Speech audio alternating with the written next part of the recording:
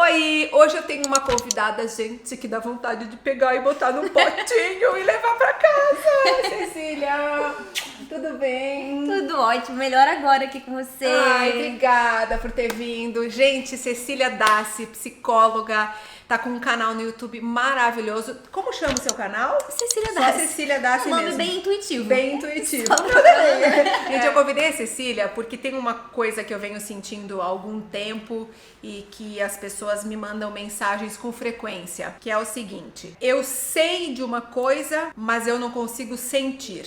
Por exemplo, vou dar o exemplo que eu mais recebo mensagens. Ok, Dayana, eu já entendi que a gente precisa gostar do nosso corpo, que magreza não traz felicidade, essa história toda. No racional, na teoria, ok. Mas na prática, a gente chora na frente do espelho, porque não consegue sentir tudo aquilo que na teoria é fácil de falar. Por que é tão diferente? A diferença é imensa entre saber e sentir. É muito curioso porque, na verdade, assim, a gente tem milhões de teorias psicológicas e hoje a gente tem, né, recentemente, possibilidades de entender isso através de neuroimagens e de pesquisas muito mais científicas e mais palpáveis, né? Porque até então era muito mais teórico, muito mais subjetivo. A gente tem muito esse entendimento da diferença entre um entendimento racional e um entendimento organísmico. Esse entendimento organísmico, ele vem de uma compreensão que integra todos os aspectos do ser. Então você vai colocando em alinhamento a sensação, o sentimento, o pensamento e, consequentemente, a ação. Agora, Cecília, a gente ouve muito falar isso, né? De que a gente tem que olhar pra dentro, que a gente tem que entender as coisas. Agora, pela sua experiência, quanto tempo leva até a gente racionalizar uma coisa, como você estava explicando, e a gente conseguir ter essa coisa, como é que você falou? Organísmica. Compreensão organísmica. Isso, e assim, realmente incorporar aquela mudança que a gente precisa e parar de sofrer com aquelas coisas que a gente sabe que a gente precisa parar. Pois é, esse tempo não existe uma resposta, tem uma né? resposta. Na verdade, assim, o que a gente tem é um processo muito individual e que é um processo mesmo. Essa ideia que as pessoas têm de que elas vão pra terapia, que de repente elas vão fazer 2 ou 3 sessões ou uma só, e de repente, pá, vai ter uma transformação catártica e ela, nossa, agora eu super consigo fazer as coisas super fácil, eu não tenho que fazer nenhum esforço.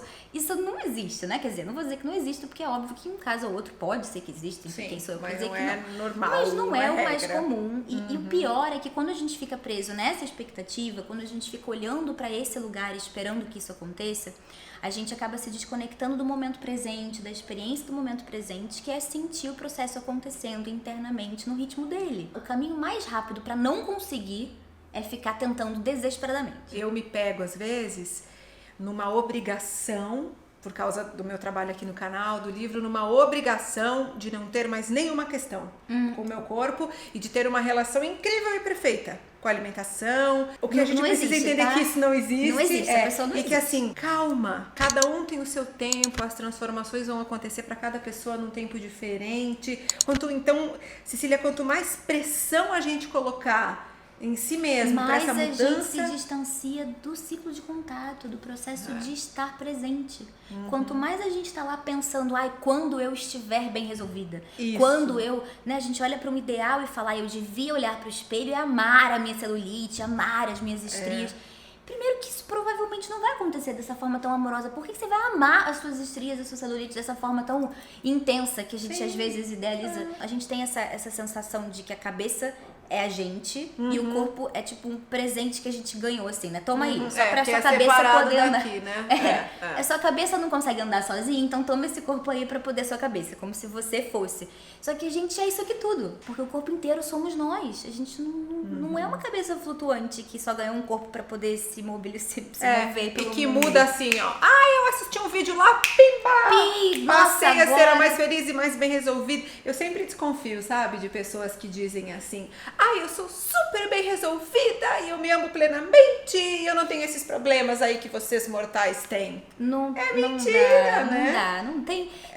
O que eu falo quando eu digo que não existe essa perfeição é que, assim, na verdade, ela existe quando a gente aceita que ela não é essa perfeição que a gente idealiza, entende? É como relacionamento, por exemplo. Se a gente idealiza que um relacionamento perfeito é um relacionamento que nunca tem discussões, que nunca tem situações difíceis para serem resolvidas ali na parceria, que nunca vai ter um conflito, essa relação não existe. Nem entre marido e mulher, nem entre parceiros, nem entre filhos, amigos. Mas se você percebe que é possível ter uma relação perfeita, e a relação perfeita é essa relação que vai ter esses momentos de vamos conversar aqui porque não tá legal pra mim, como é que a gente vai resolver? Uma pessoa perde um pouco a razão, fala coisas que não queria, pede desculpa, a outra pessoa vai e fala, tá, eu vou tentar lidar aqui com isso que você falou, que me magoou, mas eu quero te desculpar, então vou ver se eu consigo. Isso é uma relação perfeita, e se a gente aceita que a perfeição é isso aí, a gente pode ter uma relação perfeita, entende? Só que justamente quando eu começo a falar isso, aí vem a pessoa, mas eu não consigo!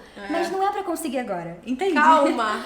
Isso já te desconecta de estar ouvindo o que eu tô falando e de estar tentando encontrar se faz sentido, como você se sente me ouvindo falar isso. Como no seu dia a dia você pode tentar começar a fazer um exercício de lidar com a sua dor um pouquinho diferente. E é nesse processo que a gente vai integrando os conteúdos que a gente sempre rejeitou, né? Esses conteúdos que a gente sempre teve como inadequados, que eu não devo sentir. Raiva. O Perls tem um texto muito importante, um livro que ele lançou, um dos primeiros, dentro da abordagem gestáltica, que se chama Ego, Fome e Agressão.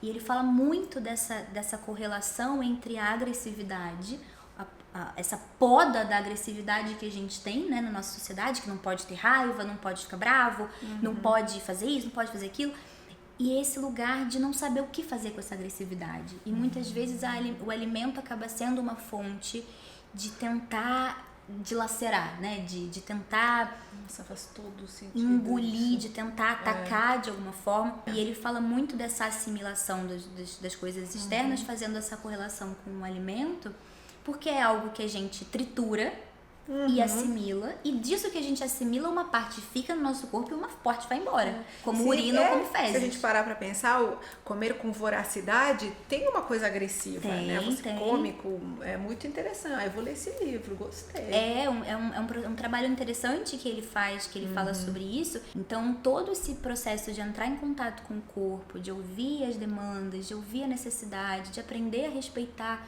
o nosso limite, aprender a assimilar o que está fora, aos poucos, ficar com o que é interessante. Isso é um processo, não é do dia para noite que você vai e consegue fazer isso. Toda mudança que é sólida e consistente na nossa vida, ela leva tempo, leva esforço, leva energia. Você não vê, é uma coisa nós assim, nascemos prematuros de 9 meses. 10, né? Se a gente for contar pela semana, já é praticamente 10. E nós nascemos prematuros. Nós nascemos porque não tinha como a gente nascer com a cabeça do tamanho que a gente tem. Então a gente teve que começar a nascer prematuro para poder continuar se desenvolvendo fora, para a cabeça poder crescer. Então você imagina, a gente leva aí pelo menos 1 ano para começar a ficar mais ou menos pronto. Verdade. Pronto para começar a se desenvolver, porque ainda não tem linguagem, ainda não tem caminhar. A gente deveria ficar na barriga da mãe até fazer 1 ano? A gente deveria ficar um bocado de tempo mais. Se você olhar outros mamíferos, o tempo, quando eles já saem, eles levam 1 dia ou 2, já estão caminhando, já estão andando, já estão ficando mais independentes. Então a gente é muito cru, o nosso cérebro é muito complexo, é óbvio que é mais difícil, sabe? Tudo é muito complicado. Então tem que respeitar o processo, tem que acolher, tem que lidar com as dificuldades, encontrar espaço para elas, porque elas existem, fazem parte da vida. E não tem como fugir. Calma. Calma. Eu não consigo ter calma. Não é do dia pra noite que você vai conseguir ter calma. Não fica nervoso. Eu aprendi a ter calma e paciência comigo mesma. Isso é tão Mas é interessante, importante. eu acho que o amadurecimento traz isso também. Né? E o amadurecimento na adolescência interno, eu não conseguia entender isso. Mas é um amadurecimento interno que às vezes você pode começar na adolescência e ele pode começar a acontecer de forma muito interessante ainda na adolescência. E tem pessoas que amadurecem fisicamente e que não amadurecem emocionalmente, né? Então com 50, 60, 70 anos muito desconectadas de si mesmas e sem esse amadurecimento, porque não se apropriaram do próprio corpo, não aprenderam a prestar atenção nas sensações, nos sentimentos, para poder entrar em equilíbrio. Isso é tão importante, traz uma qualidade de vida, não porque a gente vira Buda, mas porque a gente cria espaço para lidar com o que é desconfortável, com o que é dolorido, com o que tá fora do controle. A gente quer muito controlar as coisas, a gente tem essa fobia de coisas fora do controle porque a gente acha que a gente vai sofrer. Então se estiver fora do controle vai ser ruim, vai ser catastrófico, não sei o que vai acontecer e eu vou sofrer. Vai mesmo. E a vida é verdade é essa que mesmo. tá quase tudo fora do nosso controle, né? Se a gente não tiver serenidade, calma e paciência para entender. Ai, Cecília, eu amei! Muito obrigada! Muito obrigada, foi um ótimo. prazer. Eu queria te dizer que você descobriu a sua missão nessa vida e com todo respeito ao seu trabalho, né? Vocês sabem que ela era atriz, trabalhava na TV e tudo. É tão bonito o que você faz hoje em dia. Ainda bem que você não é mais atriz. Que Eu você virou recebo mensagem de vez em quando. Falo, eu fiquei triste quando você disse que ia mudar de profissão, mas hoje eu fico feliz que você fez isso. Nossa, porque é muito lindo isso que você tá fazendo. Eu Eu imagino. tenho muita paixão, assim. Eu acho que é isso que as pessoas gostam de ver. Porque eu estudo. Isso é muito legal, né? Da gente gostar do que a gente faz. Porque a gente É se uma dedica, a gente tem carinho. No meu horário de folga, eu quero pesquisar artigos e ficar lendo as coisas e vendo documentário. Eu tenho que me obrigar. Às vezes eu falo, não, agora você vai fazer uma coisa que não tem nada a ver. Porque, Relaxa né? agora. A gente é muito gostoso. Então eu acho que é isso que faz com que as pessoas sintam que é de verdade. Porque eu realmente gosto. Parabéns. Parabéns, obrigada. Cecília. Foi uma alegria ter você aqui. Prazer Gente, foi obrigada. Imagina, o prazer foi nosso. E a gente se vê de novo na semana que vem. Um beijo enorme. Tchau, tchau.